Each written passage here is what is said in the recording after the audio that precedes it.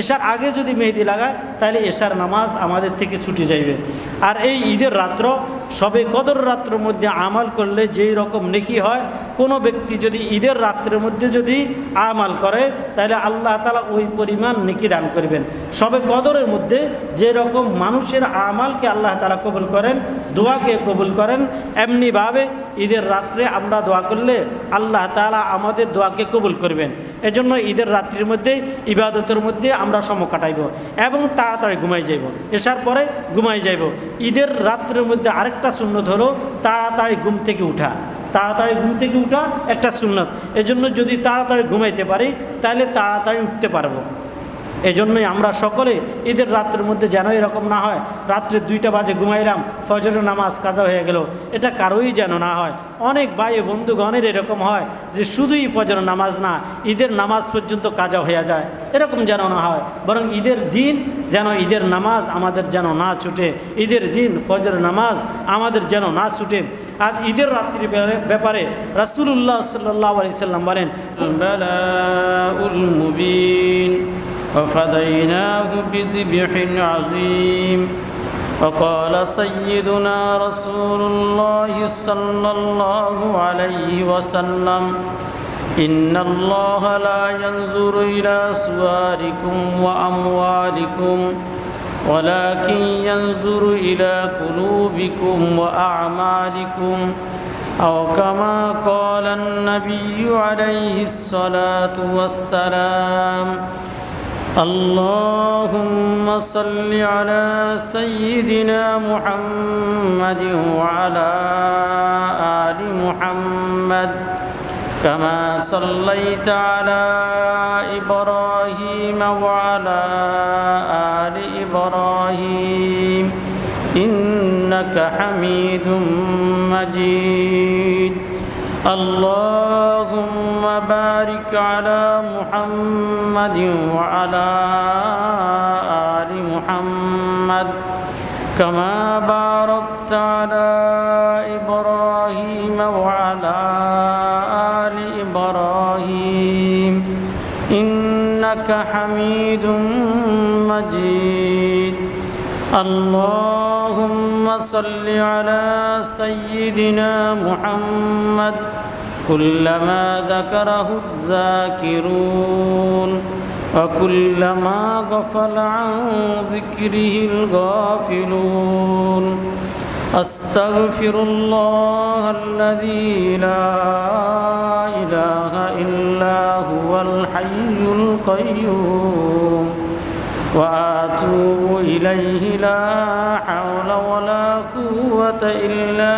بالله العلي العظيم أستغفر الله الذي لا إله إلا هو الحي القيوم وأتوب إليه لا حول ولا قوة إلا بالله মুআজ্জাজ মুহতারাম মুরব্বিয়ান আযম আজিজ তালাবায়ে মাদ্রাসা দারুল উলুম, আল্লাহ তাআলার অসংখ্য অগণিত শুকর আদায় করি যে রব্বে কারীম আমাদের সকলকে দারুল উলুমের নিসবতে দারুল উলুম মাদ্রাসা মসজিদে আসার এবং বসার তৌফিক দান করেছেন। রব্বে কারীমের শুকর আদায় করি আলহামদুলিল্লাহ। আজ জিলহজ মাসের প্রথম জুমা। এই জিলহজ মাসের প্রথম জুমার মধ্যে আল্লাহ তাআলা আমাদেরকে আসার তৌফিক দান করেছেন। এটা আল্লাহ তাআলার অনেক বড় আমাদের উপর মেহেরবানি আর দয়া। হাজারো মানুষ থেকে, লাখো মানুষ থেকে, শত শত মানুষ থেকে আল্লাহ তাআলা বাছাই করে আল্লাহ তাআলার ঘরে আমাদেরকে এনেছেন। আল্লাহ তাআলা আমাদের উপর দয়া করেছেন, মেহেরবানি করেছেন। যে সময়ে আমরা আজকে মসজিদের মধ্যে উপস্থিত হয়েছি, এই সময়ের মধ্যে হাজারো হাজারো লোক, লাখো লাখো লোক সকলেই একটা কাপড় পরিধান করছেন, সাদা কাপড়। আরেকটা কাপড়কে গায়ে জড়াইয়া বাইতুল্লাহর চতুর্দিকেই হাঁটতেছে আর বলতেছে লাব্বাইক আল্লাহুম্মা লাব্বাইক লা শারীকা লাকা লাব্বাইক ইন্নাল হামদা ওয়ান-নি'মাতা লাকা ওয়াল মুলক লা শারীকা লাক। সাফা পাহাড় আর মারওয়া পাহাড়ে দৌড়ায়, সেখানেও লাব্বাইক বলবে। মিনার ময়দানে যাইবে, সেখানেও লাব্বাইক বলবে। আরাফার ময়দানে যাইবে, সেখানেও লাব্বাইক বলবে। সব জায়গার মধ্যে এই লোকগুলা দুইটা কাপড় পরিধান করে লাব্বাইক বলে চিৎকার দিতেছে আর বলতেছে, রব আমরা হাজির হয়ে গেছি, রব তুমি আমাদের রব, আমরা তোমার গোলাম ছাড়া আর কিছুই নয়। প্রতিটা লোক এই কথায় সাক্ষ্য দিতেছে, রব আমরা আমাদের ছেলে সন্তান, দেশ ঘর বাড়ি আরামের জায়গা সবগুলো ছেড়ে রব তোমাকে পাওয়ার জন্যই আমরা চলে আসছি। যে সময় চতুর্দিকের মানুষগুলা লাব্বাইক বলতেছে, লাখো মানুষ, হাজারো মানুষ, শত শত মানুষ শুধুই রবের গোলামির জন্য মক্কার মধ্যে একসাথ হয়ে গেছে, বাইতুল্লাহর পাশে একসাথ হয়ে গেছে। আচ্ছা আমি আর আপনি সব সময় তো বাইতুল্লাহর দিকে নামাজ আদায় করি, বাইতুল্লাহর দিকে ফিরে। আচ্ছা বলেন আমাদের দিলের মধ্যে এরকম তামান্না কি জাগে না? আমি তো যাইতে পারলাম না, আমি তো যাইতে পারলাম না। এই মুহূর্তের মধ্যে সারা বিশ্বে যারা বাইতুল্লাহর উপস্থিত হতে পারে নাই, যারা বাইতুল্লাহ যাইয়া লাব্বাইক বলতে পারতেছে না, প্রত্যেকের দিলের মধ্যে এক ব্যথা থাকার দরকার, এক কান্না থাকার দরকার। সব সময় ব্যথা ব্যতীত হওয়ার দরকার, সব সময় দিল কান্না জড়িত হওয়ার দরকার। যেখানে রাসূলুল্লাহ সাল্লাল্লাহু আলাইহি সাল্লামের লাখো প্রেমিক রাসূলুল্লাহ সাল্লাল্লাহু আলাইহি সাল্লামের রওজা আথারের পাশে দাঁড়িয়ে বলবে, আসসালাতু আসসালামু আলাইকা ইয়া রাসূলুল্লাহ, আসসালাতু আসসালামু আলাইকা ইয়া রাসূলুল্লাহ বলবে, আমি যাইতে পারলাম না, আমি যাইতে পারলাম না। ওরা যায় নবীর রওজার পাশে দাঁড়াইয়া নবীকে সালাম করবে, আমি যাইতে পারলাম না। আমি কত হতভাগা, আমি কত দুর্ভাগা। আচ্ছা বলেন এই মুহূর্তের মধ্যে ব্যথা কি ব্যতীত হওয়ার দরকার ছিল না? কেমনে আমাদের রাত্রিবেলা ঘুম আসে? আমাদের তো এখন সবচাইতে বেশি কান্না থাকার দরকার ছিল যে বাইতুল্লাহর মধ্যে হাজারো লোক একসাথে হয়ে গেছে, মদিনায় মসজিদে নববীর মধ্যে হাজারো লোক একসাথে হয়ে গেছে, যারা রবকে সেজদা করতেছে, যারা দুইটাই শুধু কাপড়কে গায়ের মধ্যে জড়াইলো, না আতর ব্যবহার করে, না সুন্দর সাবান ব্যবহার করে, না সুগন্ধি কোনো জিনিস ব্যবহার করতে পারবে, না মশা মারতে পারবে, না উকুন মারতে পারবে, কিছু পারবে বলেন? এরা কিছুই করতে পারবে না। তাহলে এরা কার প্রেমিক হলো? এরা আল্লাহ তাআলার প্রেমিক হয়ে গেছে। রবকে দেখে নাই, কিন্তু রবকে পাওয়ার জন্য ওরা পাগল প্রায় হয়ে গেছে। বলে কেন এতগুলো আঞ্জাম আল্লাহ তাআলা ব্যবস্থা করলেন যে বাইতুল্লাহর মধ্যে এই মুহূর্তে যাইবে, সাফা মারোয়ার মধ্যে দৌড়াদৌড়ি করবে, মিনার মধ্যে অবস্থান করবে, আরাফার ময়দানের মধ্যে অবস্থান করবে। কেন এগুলা করলো? কেন তাদেরকে এরকম মাকামে ইব্রাহিমকে যেখানে স্থাপন করা হলো সেখানের ব্যাপারে আল্লাহ তাআলা হুকুম করলেন, অত্তাখিযু মিন মাকামি ইব্রাহিম মুসাল্লা, যে তোমরা যখন তোমাদের তাওয়াফকে শেষ করবা তখন মাকামে ইব্রাহিমের মধ্যে যায়া 2 রাকাত নামাজ আদায় করো। কি করো? 2 রাকাত নামাজ আদায় করো। বলে এত যখন আয়োজন যখন করা হলো তখন ফেরেশতারা রবকে প্রশ্ন করে, রব আপনি বলেন যে এই রকম যে খলিলুল্লাহ, আপনার এক বান্দাকে আপনি খলিলুল্লাহ বানাইছেন, রব কেন তাকে খলিলুল্লাহ বানাইলেন? কেন তাকে খলিলুল্লাহ বানাইলেন? সে খলিলুল্লাহ হওয়ার কি মর্যাদা রাখে? সে আপনার বন্ধু হওয়ার কি মর্যাদা থাকে? তো রব কয়েকটা জবাব দেন। রব কি করেন? কয়েকটা জবাব দেন। রব ফেরেশতাদেরকে পাঠিয়ে দিলেন, যাও জমিনের মধ্যে যাও, খলিলুল্লাহকে একটু পরীক্ষা করো, তাকে কেন আমি খলিলুল্লাহ বানাইলাম, তাকে কেন এত আমি মহব্বত করি, তাকে কেন এত ভালোবাসি, কেন এত আয়োজন যে চাপা মারোয়া পাহাড়ের মধ্যে দৌড়াইতে হবে, মাকামে ইব্রাহিমের মধ্যে নামাজ আদায় করতে হবে, কেন এত আয়োজন? বলে যাও আমার খলিলুল্লাহর কাছে। খলিলুল্লাহ জমিনের মধ্যে মরুভূমির মধ্যে বসে আছেন, উট চড়াইতেছেন। ইব্রাহিম আলাইহিস সালাম গায়ের মধ্যে সুন্দর কোনো জামা নাই, ছেঁড়া একটা জামা নিয়ে বসে আছেন। এই মুহূর্তে একজন ফেরেশতা আসি দেখতেছেন যে একজন ব্যক্তি এত সুন্দর চেহারাওয়ালা মানুষ, তো তিনি পড়তেছেন আল্লাহু আল্লাহ আল্লাহু আল্লাহ আল্লাহু আল্লাহ। গায়ের মধ্যে যদিও সুন্দর জামা নাই, কিন্তু রবের জিকিরের মধ্যে রত আছেন, তার জিহ্বাটা শুধু আল্লাহ আল্লাহর জিকিরের মধ্যে রত আছেন।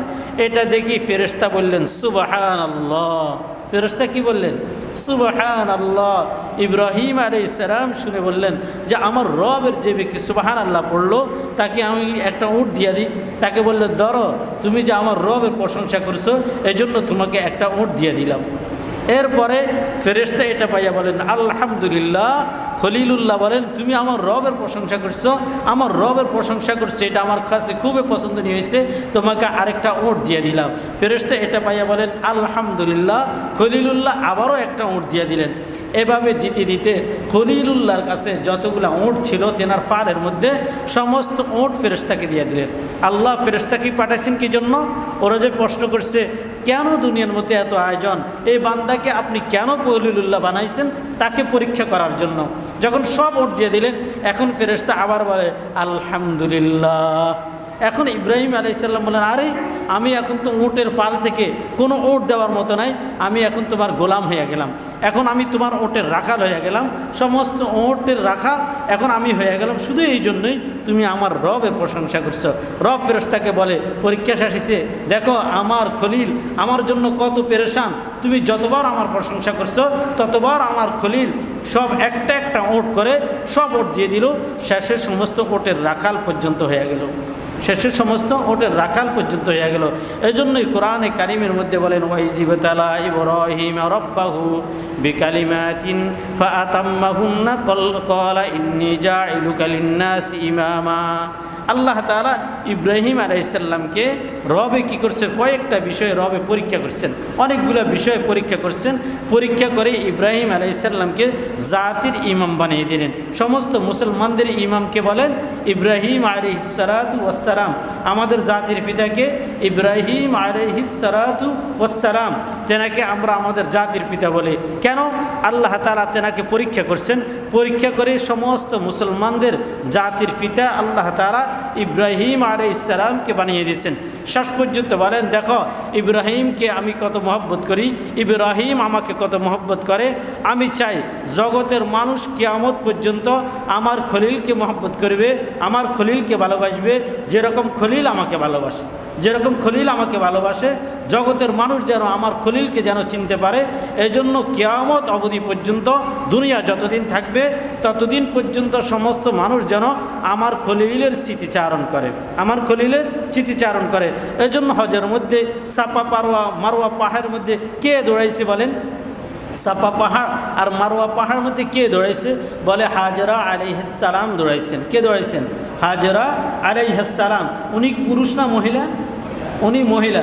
তাইলে আল্লাহ তাআলা একজন মহিলা যখন দৌড়াইছেন সাফা পাহাড় থেকে মারওয়া পাহাড় পর্যন্ত, তিনি ইব্রাহিম আলাইহিস সালামের স্ত্রী হওয়ার কারণে আল্লাহ তাআলা এটাকেও ভালোবাসছেন, স্মৃতিচারণটাকেও আল্লাহ তাআলা মহব্বত করছেন।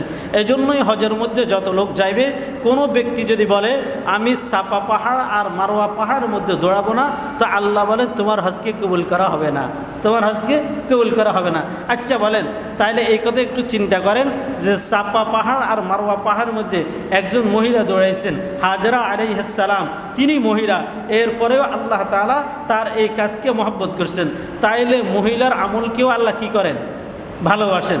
তাইলে শুধুই পুরুষের আমলকে আল্লাহ তাআলা ভালোবাসেন এটা নয়, মহিলার আমলকেও আল্লাহ তাআলা ভালোবাসেন।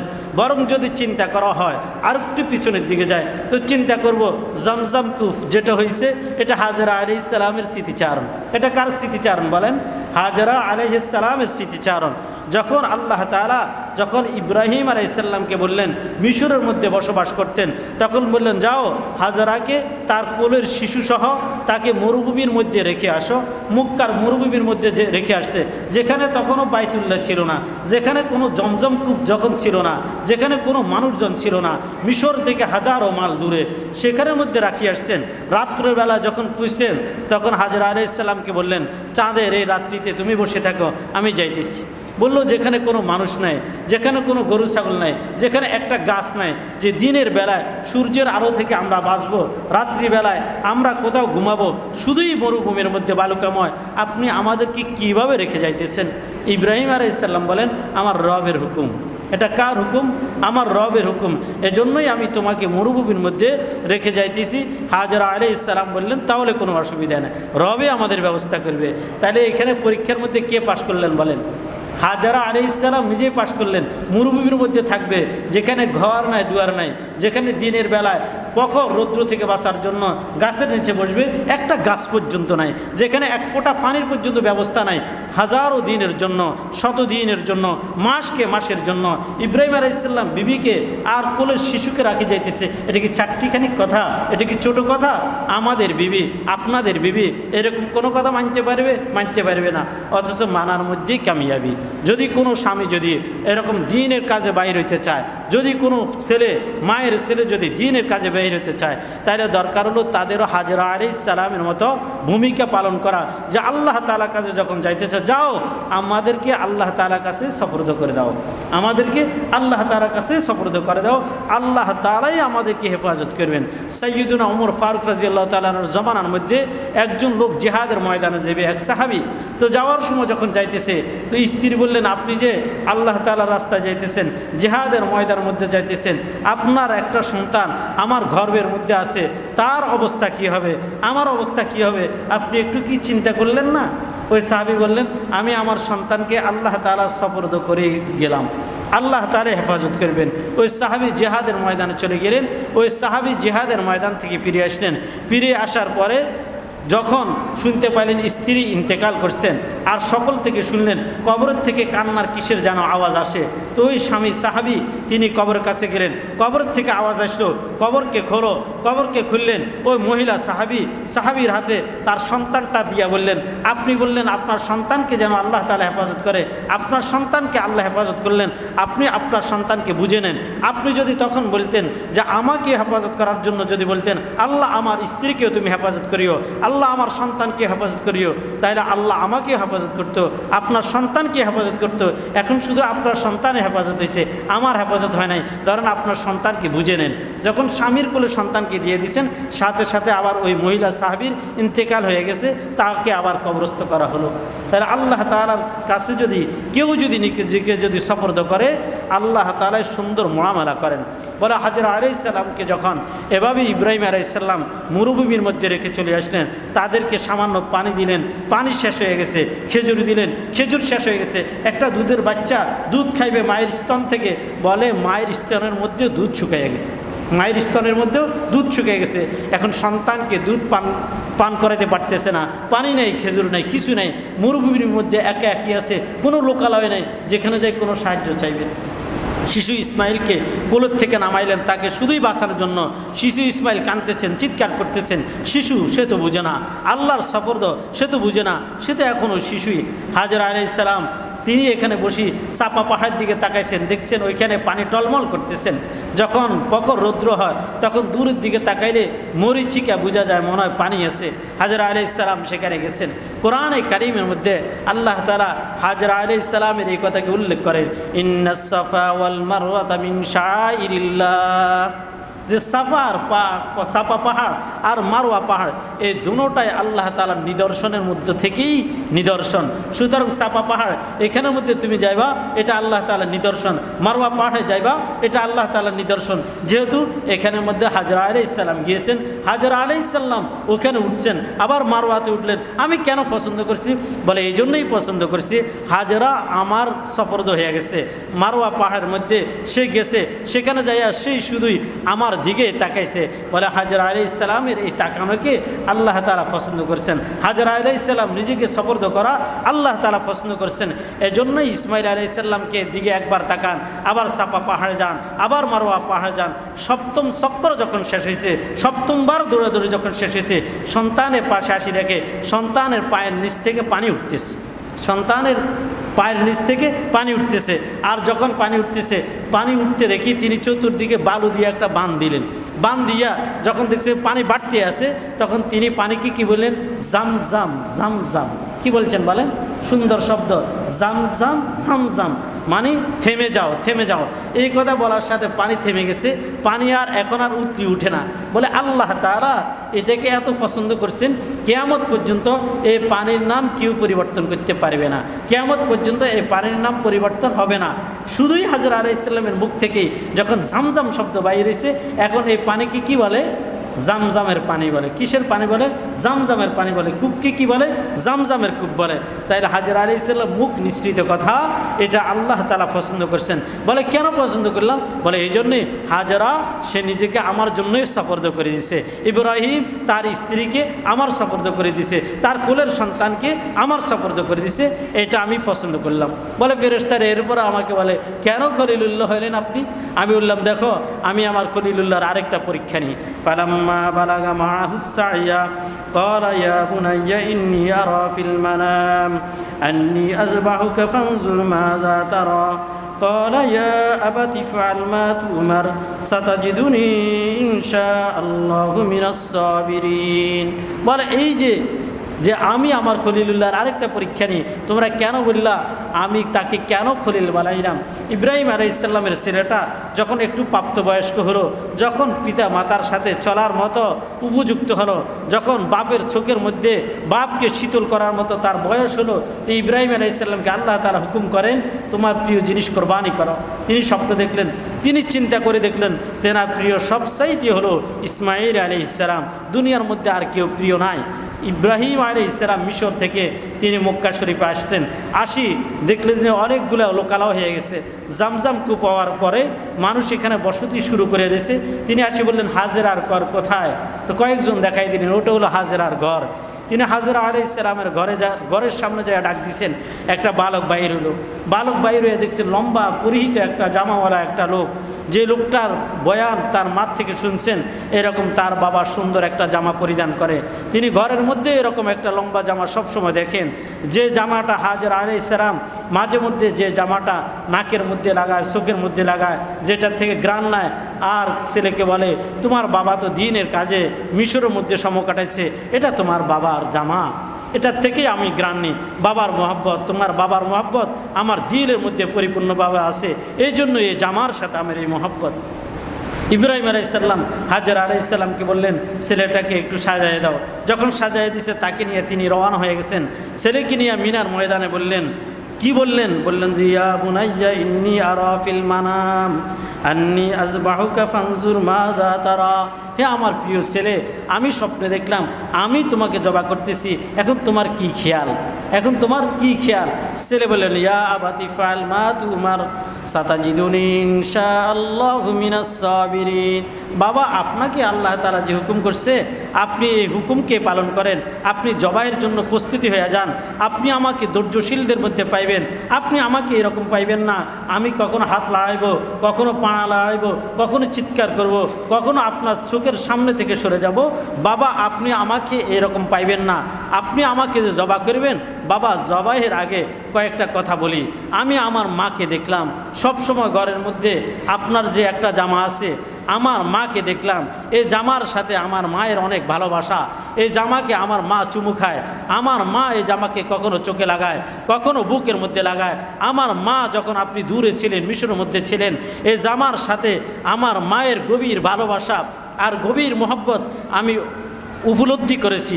বাবা আপনাকেও আমার একটা ওসিয়ত, আপনি কি আমাকে জবাই করবেন? বাবা আমার গায়ের থেকে আমার জামাটাকে খুলে নেন, আমার এই জামাটাকে আমার মায়ের কাছে নিয়ে যাইবেন, আর আমার মা আমার এই জামাটা নিয়ে তখন স্মৃতিচারণ করবে। যেরকম আপনার জামা দেখা আমার মা স্মৃতিচারণ করে, আমার জামাটা দেখা আমার মা স্মৃতিচারণ করবে।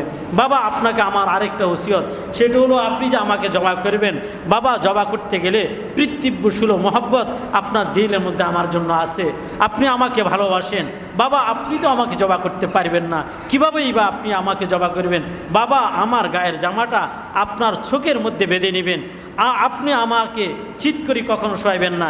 যদি চিৎ করে যদি আমাকে শোয়ান, চিৎ করে যদি আমাকে যদি জবাই করেন, বাবা আপনার চোখ যদি আমার চেহারার মধ্যে পড়ে আপনি আমাকে জবাই করতে পারবেন না। বাবা আপনি আমাকে উপর করে শোয়ান, আপনি আমাকে উপর করে শোয়াইয়া আপনি আমাকে জবাই করবেন। কোরআনে কারীমের মধ্যে আল্লাহ তাআলা বলেন ফালাম্মা আসলামা ওয়া তাল্লাহু লিল জাবিন। বাবা ছেলে দুজন আল্লাহ তাআলা অনুগত হয়ে গেছেন, দুজনেই চান যে বাবাও চান আল্লাহ তাআলার কাছে আল্লাহর মহব্বত তার দিলের মধ্যে বেশি, সন্তানের থেকে আল্লাহর মহব্বত দিলের মধ্যে, বাবার দিলের মধ্যে বেশি। আল্লাহর এই পরীক্ষার মধ্যে বাবা আপনি কামিয়াবি হয়ে যান। সন্তানও বলেন বাবা আমরা তো আল্লাহ তাআলার কাছে যাইতে হবে, মায়ের থেকে শিক্ষা পাইছি, আমাদেরকে তো আল্লাহ তাআলার কাছে যাইতে হবে। দুনিয়া ক্ষণস্থায়ী জিন্দিগি, দুনিয়ার মধ্যে কেউ আমরা থাকবো না, কেউ থাকার জন্য আসি নাই, দুনিয়ার থেকে চলে যেতে হবে। আমরা দুজনেই আল্লাহ তাআলার কাছে অনুগত হয়ে গেলাম। বাবা আপনি আমাকে উপর করে শোয়ান। আল্লাহ তাআলা কোরআনে কারিমের মধ্যে বলেন এভাবেই দুজন অনুগত হয়ে গেলেন আমার। আর দুজন অনুগত হওয়ার পরে বাবা ছেলেটাকে উপর করে শোয়াইয়া দিলেন। বাবা ছেলেটাকে উপর করে শোয়াই দিলেন, ধারালো ছুরিটাকে হাতে নিলেন, হাতে নিয়ে তিনি তার গর্দানের উপর এরকম ধারালো ছুরিকে তিনি চালিয়ে দিলেন। হাদিসের মধ্যে দেখেন চতুর্দিক থেকে ফেরেশতাদের চিৎকার শুরু হয়ে গেছে, আসমানে ফেরেশতারা চিৎকার করতেছে, সমস্ত মাখলুকেরা চিৎকার করতেছে। কিন্তু সমস্ত মাখলুকও যদি চিৎকার করে, কে ইব্রাহিম আলাইহিস সালামকে ঠেকাইবে? কে ইব্রাহিমকে বলবে ছেলেকে কোরবানি করো না? ছেলে তো আল্লাহ তাআলার কাছেই ছেড়ে চলে যাবে, বাবাও আল্লাহ তাআলার কাছে চলে যাবে, বাবাও আল্লাহ তাআলাকে ভালোবাসেন, ছেলেও আল্লাহ তাআলাকে ভালোবাসেন। এই জন্যই কেউ আল্লাহ তাআলার হুকুম থেকে এক চুল পরিমাণ নড়বেন এটা কারোই সাহস নাই। কিন্তু আল্লাহ তাআলা ছুরিকে হুকুম করে, এই ছুরি এক পশম পরিমাণও তুমি কাটতে পারবে না, তুমি ইসমাইলের গলার মধ্যে এক পশম পরিমাণ আঁচড় লাগাইতে পারবে না। এই জন্য ছুরি থেমে গেলেন। ইব্রাহিম আলাইহিস সালাম ছুরি চালাইয়ে দিলেন। ছুরি চালানোর পরে জিবরাইল আলাইহিস সালাম দূর থেকে দেখি বলতেছেন, চিৎকার দিয়ে বলতেছেন আল্লাহু আকবার, আল্লাহু আকবার। এটা কে বললেন? জিবরাইল আলাইহিস সালাম বললেন, অর্থাৎ হে ইব্রাহিম আপনি তো আল্লাহ তাআলার পরীক্ষার মধ্যে কামিয়াবি হয়ে যেতেছেন। আল্লাহ তাআলা জিবরাইল আলাইহিস সালামকে হুকুম করলেন একটা দুম্বা নিয়ে যেন ইসমাইলকে সরাইয়া এখানের মধ্যে দুম্বাকে রেখে দেয়। জিবরাইল আলাইহিস সালাম একটা দুম্বাকে রেখে দিলেন। ওই দুম্বা সেই দুম্বা যেই দুম্বা হাবিল আর কাবিল কোরবানি করছিল। আল্লাহ তাআলা হাবিলের কোরবানিকে কবুল করছিলেন। এই দুম্বাকে আল্লাহ তাআলা আসমানে উঠিয়ে নিলেন। এই দুম্বা বেহেশতের মধ্যে ছিল, ওই দুম্বাকে বেহেশতের থেকে আবার প্রেরণ করলেন। আর ওই দুম্বাটাকেই ইব্রাহিম আলাইহিস সালাম কোরবানি করে দিলেন। কোরবানি করে দিয়ে ইব্রাহিম আলাইহিস সালাম খুশি যে তিনি তো তেনার ছেলেকেই কোরবানি করে দিলেন, তিনি তেনার ছেলেকেই কোরবানি করে দিলেন। যখন তিনি কাপড়কে সরাইলেন তেনার চোখ থেকে দেখলেন যে না, তেনার ছেলে ইসমাইল এক পাশে দাঁড়িয়ে আছে, সেখানে তুই একটা পশু জবাই হয়ে গেছে। ইব্রাহিম আলাইহিস সালাম এটা দেখে তিনি বলেন লা ইলাহা ইল্লাল্লাহু আল্লাহু আকবার। তিনি চিৎকার করে বললেন কি লা ইলাহা ইল্লাল্লাহু আল্লাহু আকবার। এটা শুনে ইসমাইল আলাইহিস সালাম দূর থেকে বললেন কি আল্লাহু আকবার, আল্লাহু আকবার ওয়ালিল্লাহিল হামদ। তিনজনের তিনটা বাক্য, জিবরাইল আলাইহিস সালামের এক বাক্য আল্লাহু আকবার, আল্লাহু আকবার, ইব্রাহিম আলাইহিস সালামের আরেক বাক্য লা ইলাহা ইল্লাল্লাহু আল্লাহু আকবার, আর আরেকজনের বাক্য ইসমাইল আলাইহিস সালামের আরেকটা বাক্য আল্লাহু আকবার, আল্লাহু আকবার ওয়ালিল্লাহিল হামদ। আল্লাহ তাআলা বলেন আমি আসমান থেকে সব অবলোকন করলাম, আমার খুবই ভালো লেগেছে। তোমার পিতা মাতা তোমরা দুইজনে যে আমার অনুগত হলে, তোমরা দুইজনে যে কালিমা পড়ছ জিবরাইল আলাইহিস সালাম সহ আমার কাছে খুবই ভালো লাগেছে। কিয়ামত পর্যন্ত আমি ওয়াজিব করে দিলাম প্রতিটা মানুষ যেন তোমাদের স্মৃতিচারণ করে, কিয়ামত পর্যন্ত প্রতিটা মানুষ যেন তোমাদের স্মৃতিচারণ করে। এজন্যই কোরবানির আগের দিন ফজর নামাজ থেকে কোরবানির পরে 3 দিন পর্যন্ত এই কালিমাটা প্রত্যেক নামাজের পরে একবার বলা ওয়াজিব, একবার বলা পুরুষ মহিলা সকলের উপর ওয়াজিব। এটাকে আইয়ামে তাশরিক বলে। তাইলে আমরা কোন দিন থেকে এখন শুরু করব বলেন? রবিবার সকাল থেকে শুরু করব। রবিবার সকাল ফজর পর থেকেই, তারপরে সোমবার, মঙ্গলবার, বুধবার, বৃহস্পতিবার আসর পর্যন্ত এই তাকবীর আমরা সকলেই প্রত্যেক ফরজ নামাজের পরে জোরে সোরে বলবো। কার অনুসরণে বলেন? ইব্রাহিম আলাইহিস সালামের স্মৃতিচারণের কারণেই আমরা তাকবীরগুলা বলবো। তাহলে তাকবীর পুরুষদের উপর ওয়াজিব, মহিলাদের উপর ওয়াজিব। প্রত্যেক নামাজের পরে একবার বলা ওয়াজিব। আচ্ছা বলেন যদি ইমাম সাহেব যদি না বলে মুক্তাদি বলবে, তখন মুক্তাদি জোরে বলবে। মুক্তাদি জোরে বললে ইমাম সাহেবের স্মরণ আসবে, তখন ইমাম সাহেবও জোরে বলবে। আর যদি কারো যদি ফরজ নামাজ একাকী পড়লেন, আপনি একাকী পড়ার পরেও আপনি এই তাকবীর বলা ওয়াজিব। একাকী যদি নামাজ পড়ার পরে কোনো কারণে আপনার খেয়াল না হয়, তখন আপনি নামাজের মুসল্লায় থাকাকালীন সুন্নত পড়ার পরেও যদি খেয়াল হয়, তখনও আপনি এই তাকবীর বলা ওয়াজিব। মসজিদের মধ্যে কোনো ব্যক্তি নামাজ পড়তে আসলো, সে নামাজ পড়লো, মসজিদ থেকে বাইরে হওয়ার আগে যখনই খেয়াল হইবে তখনই বলা কি ওয়াজিব। আল্লাহ আমাদের সকলকে এই ওয়াজিবের আমল করার আল্লাহ আমাদেরকে তৌফিক দান করেন।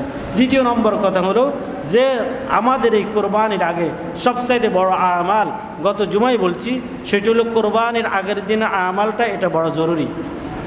রাসূলুল্লাহ সাল্লাল্লাহু আলাইহি সাল্লাম বলেন, সিয়ামু ইয়াউমি আরাফাতা আহতাসিবু আলাল্লাহ আন ইউকাফিরাস সানাতাল্লাতী ক্বাবলাহু ওয়াল্লাতী বা'দাহু।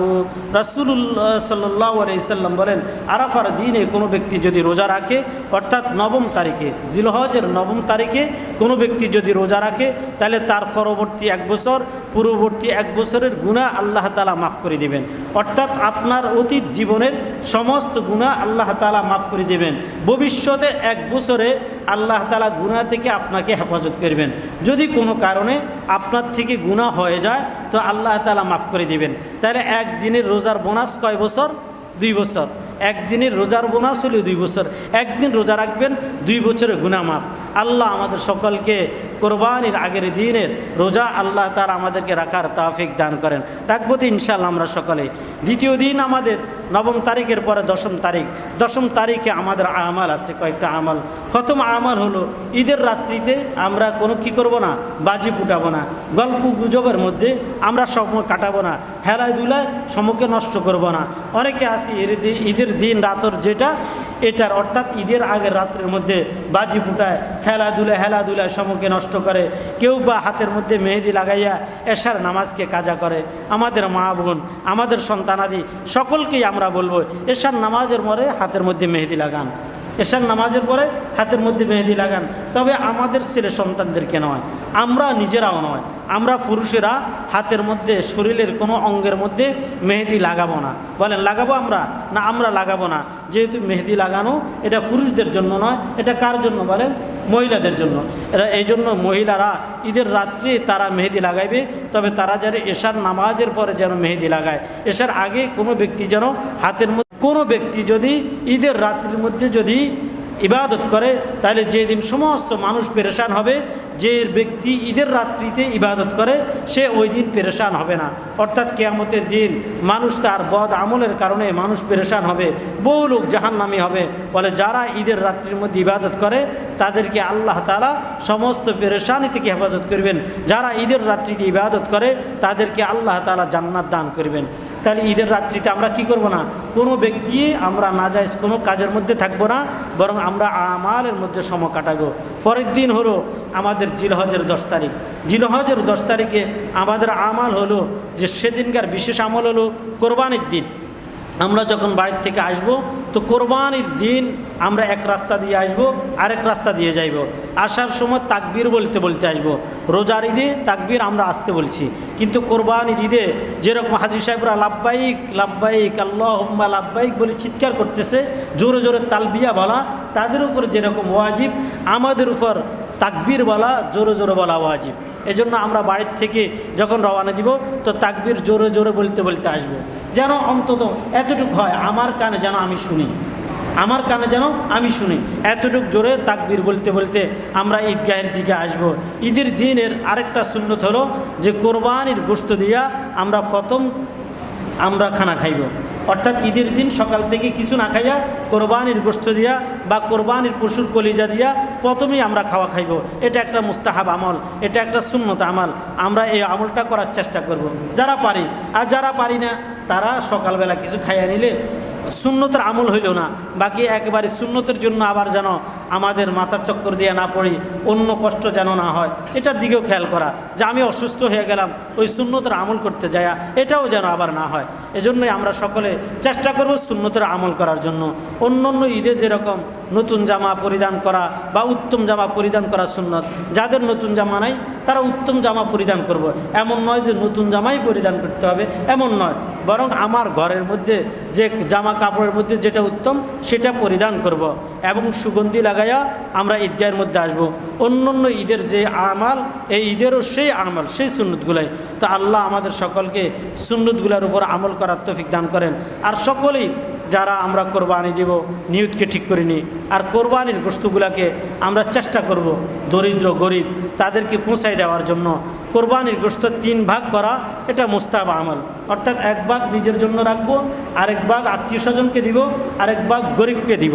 আর যদি কোনো পরিবারের সদস্য বেশি হয় তাহলে কেউ যদি 2 ভাগ নিজের জন্য রেখে দেয়, আরেক ভাগ মানুষদেরকে দেয়, গরিবদেরকে দেয়, এটাও জায়েজ আছে। তবে উত্তম হলো 3 ভাগ করা। আর কোরবানির সাথে যারা আকিকা দেয়, আকিকার গোশত অনেকে জিজ্ঞাসা করে মা বাবা খাওয়া যাবে কিনা। হ্যাঁ, মা বাবা, দাদা দাদি, নানা নানি সকলেই আকিকার গোশত খাইতে পারবে। কেউ যদি প্রাপ্তবয়স্ক হয়ে গেছে, এখন তার আকিকা দিতেছে কোরবানির সাথে, সেও আকিকার গোশত খাইতে পারবে, কোনো অসুবিধা নাই। নিজের আকিকার গোশত নিজে খাইতে পারবে, কোনো অসুবিধা নাই। তো আকিকার গোশতর মাসালা হলো কোরবানির গোশতর মাসালার মতোই। আর কোরবানির সাথে আকিকা দিতে কোনো অসুবিধা নেই, তবে 7 শরিক মিলাইতে হবে। তবে উত্তম হলো যে পশুতে কোরবানি দেয় ওই পশুতে আকিকা না দেওয়া, এটা উত্তম, এটা একটা উত্তম। তবে না জায়েজ না, এ কথা বুঝিয়েন। আবার মনে করিয়েন না যে হুজুরে বলে দিছে যে কোরবানির গরুর সাথে, কোরবানির পশুর সাথে আকিকা দেওয়া যাইব না। আমি এই কথা বলি নাই, বলছি উত্তম নয়। উত্তম হলো যে কোরবানি যে পশুতে দিবে ওই পশুতে শুধুই কোরবানি দেওয়া আর আকিকাকে আলাদা দেওয়া, এটা একটা উত্তম। কিন্তু যদি কোনো ব্যক্তি যদি একই পশুতে কোরবানি দেয়, একই পশুতে আকিকা দেয়, তাহলে কিন্তু কোনো অসুবিধা নাই, একথা বলতে চাইছি। আশা করি আপনারা মাসলাটা ভালো করেই বুঝছেন। তো এই জন্য একই পশুতে কোরবানি দিতে, একই পশুতে আকিকা দিতে, তাতে কোনো অসুবিধা নাই। আমরা একই পশুতে কোরবানি এবং আকিকা দিতে পারবো। আল্লাহ আমাদেরকে বোঝার তৌফিক দান করেন, আল্লাহ আমাদেরকে আমল করার তৌফিক দান করেন। তবে আকিকার বিষয় হলো 7ম দিনে আকিকা দেওয়া, এটা সর্বোত্তম। 7ম দিনে যদি কেউ আকিকা না দেয় তাহলে জীবনের যে কোনো মুহূর্তে সে দিতে পারে। কোনো ব্যক্তি বুড়ো হয়ে গেছে, কথার কথা সে মালদার ছিল না, তার টাকা পয়সা ছিল না, সে আকিকা দিতে পারে না। এখন বুড়াতি বয়সে তার খেয়াল হয়েছে আকিকা দেয়নি, ছেলেরা টাকা পয়সার মালিক হয়েছে, এখন ছেলেরা একটা গরু কেনার মতো সামর্থ্য হয়েছে। এখন যদি বাবার নামে আকিকা দিতে চায়, দিতে পারবে কি না? হ্যাঁ, বাবারও আকিকা দিতে পারবে, বাবারও কি করতে পারবে? আকিকা দিতে পারবে, এতে কোনো অসুবিধা নাই। মানে জীবনের আপনি যে কোনো মুহূর্তে আপনি যখন সামর্থ্যবান হন তখন আকিকা দিতে পারবেন।